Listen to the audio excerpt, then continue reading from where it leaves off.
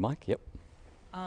So I was just wondering, in terms of, if you had an opinion on whether societies that were Republican in the notion that you were talking about committed to some sort of political equality, and that's not the full story, but as opposed to freedom simply as freedom from coercion, uncoerced choice. Did you think these so-called Republican societies were more conducive, perhaps more receptive to reorganizing their society according to some sort of demand of distributive justice, or some sort of concern about how, what is the just distribution of resources, which seems to be more and more relevant, 20th century, 21st century. Yeah, I was just wondering if you had an opinion about that.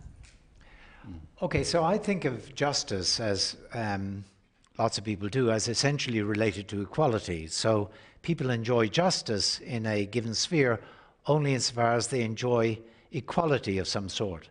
But of course the real problem now then arises, what equality of what? So for example, in order to have distributive justice, do you have equality of material resources, which of course is very hard in any case to establish? Do you want equality of welfare, of enjoyment? Do you want equality, as Amartya Sen, for example, and Martha Nussbaum argue, of capability, where that means the ability to function in your society? The line I take, as you'd expect, is actually the old Republican line, but in, I suppose, newer, updated form, is that what you want is equality in freedom as non-domination. Now, in the older traditions I mentioned, they denigrated anything involving kowtowing or bending the knee, and what they celebrated was people having enough in relation to one another, enough in the way of rights, enough in the way of resources, enough in the way of political power also, that they could look one another in the eye without reason for fear or deference. I call this the eyeball test. Now, I think if you've got a society looking just at the distributional justice or social justice within a society, if you've got a society where there may be inequalities of wealth, as there almost always will be under, for example, the sort of system we have, and I actually don't see that that could ever be different, but if you've got inequalities of wealth, that's okay so long as they're not so severe and poverty is not so severe that people can still look one another in the eye without reason for fear or deference. I think that's as good a marker as you'll get of what constitutes social justice. But I think it also applies to democratic justice or political justice, justice in relation to the government. I think if we really do feel we each can have an influence or a share, whether it's electorally or also by acting via social movements on government or by joining parties for that matter, that we can, have as good a hope as anybody else as having an impact on what happens, then equally there's a reason why we can look one another in the eye without reason for fear or deference. If on the other hand you know that government is captured, as of course in many contemporary democracies it manifestly is captured by those in the upper socioeconomic classes, perhaps even by the top 1%, or by corporate forces and so on, then you know it's not your government. And you don't have a capacity to look others in the eye without reason for fear or deference.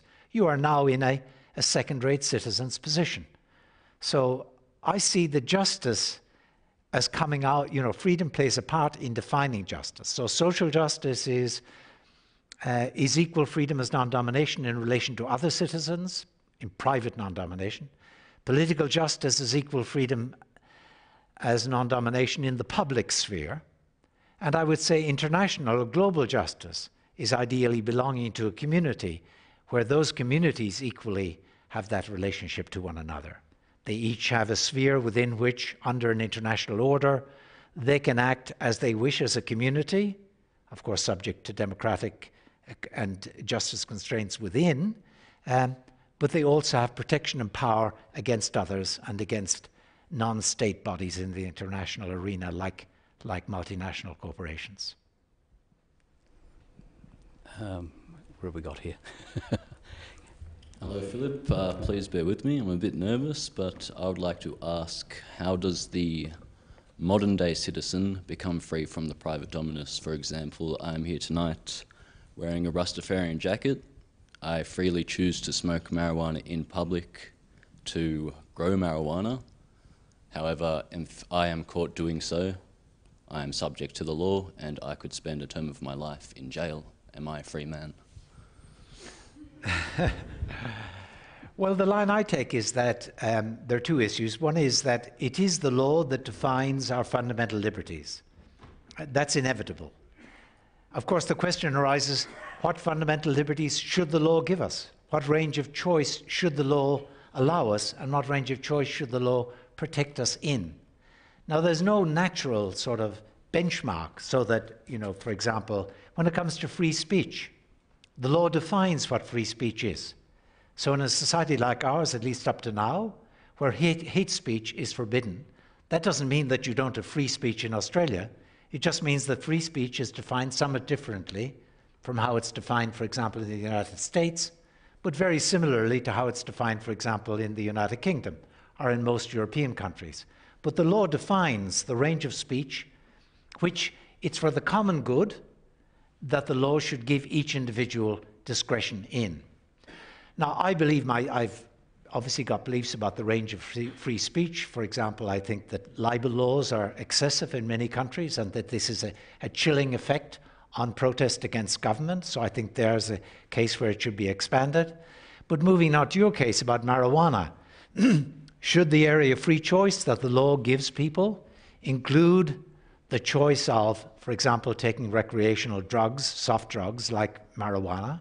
My own view is that it should, because I think that prohibition in this case, like prohibition of alcohol, for example, prohibition almost of anything, of that sort at any rate, that doesn't involve victims, does usually more harm than good. It creates a criminal industry for supplying these goods. It creates a lot of slush money that tries to find exit in this or that area. It creates possibilities of corruption of police forces and those who are supposed to regulate this law that, for example, would criminalize the use of marijuana. So I think you're better off the law should give that area of free choice to individuals.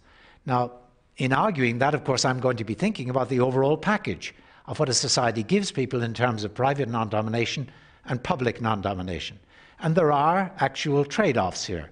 So it might well be that, for example, to decriminalize various forms of hard drugs, that it might cause real problems of public order, which will, of course, also cause problems of freedom for people in society. So there may be a case for criminalizing in that instance.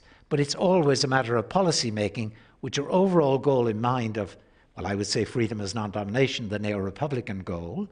But there are trade-offs going to be there. There's no very simple answer, and certainly there's no, nature doesn't tell you what the basic liberties are. We create the basic liberties for ourselves in our societies.